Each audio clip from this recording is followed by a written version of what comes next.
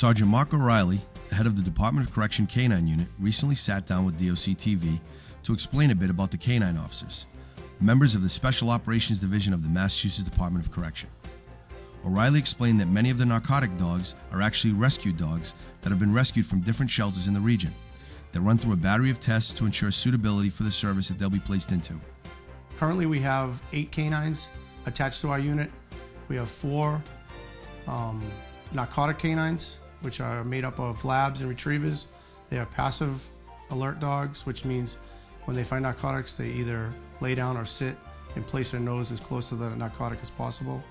They are food reward dogs, which means the only time they eat is when they find narcotics. This is Sergeant Aruna and K-9 Baxter.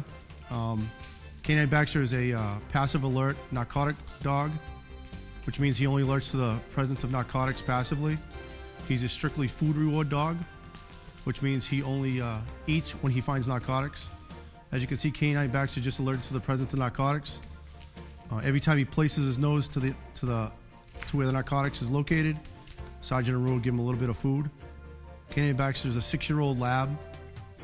He's been in service since 2006. Sergeant Aruna and K-9 Baxter go out daily, perform narcotic searches within the DOC, whether it be a male, inmate property, cell searches, people entering the facility for the day, car searches.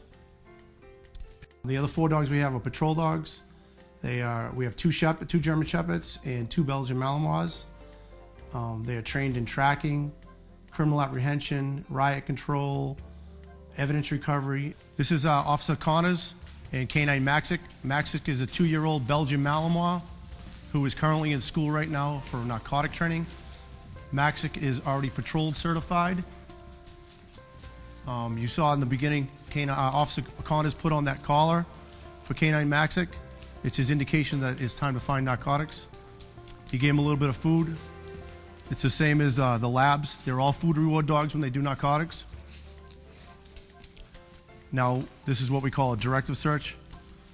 Officer Connor will walk in a systematic way around the room, and K-9 Maxic will sniff everything in that area. We work counterclockwise around the room.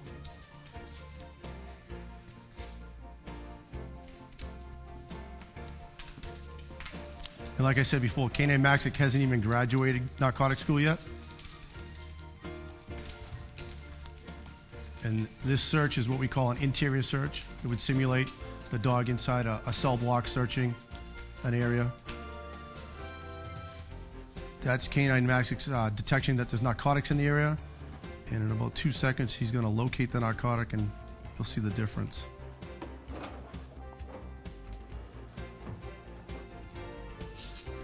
And that's the alert. He keeps placing his nose as close to the narcotic as possible.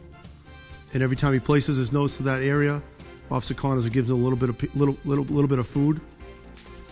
We choose our dogs 2 different ways. Our patrol dogs are chosen. We go out and test the dogs. We buy all our patrol dogs from a vendor that's on state contract. We travel to their location and we put them through a series of training, aggression training, environmental training, gunshots to make sure they're not afraid of gunshots.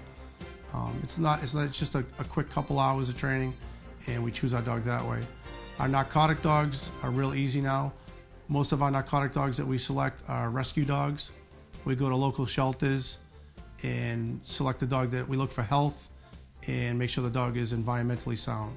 Because they're food reward dogs, we can pretty much train any dog to be a drug dog now. In part 2 of our K-9 coverage, we'll highlight how the K-9 unit works with the community and provides mutual aid to law enforcement departments throughout Massachusetts, as well as selection and training of the K-9 patrol dogs.